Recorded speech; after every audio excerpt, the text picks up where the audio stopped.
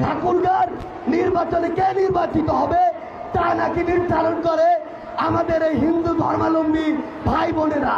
তাহলে তাদেরকে কেন নতুন স্বাধীনতার পরে ওই সীমান্তের দিকে ছুটতে হবে, এই প্রশ্নটি আজকে সবার সামনে আমি করতে চাই। আমি আমার এই হিন্দু ধর্মাবলম্বী ভাই বোনদের উদ্দেশ্যে একটি কথা বলতে চাই, আপনাদের এই দুর্বলতা আপনারা নিজেরাই সৃষ্টি করেছেন।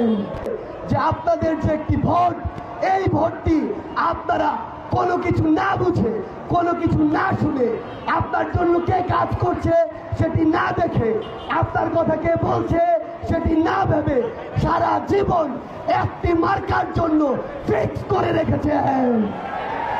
নির্দিষ্ট একটি নৌকা মার্কায় আপনারা আপনাদের ভোটটি ফিক্স করে রেখেছেন। এটাই হচ্ছে আপনাদের সবচেয়ে বড় দুর্বলতার জায়গা।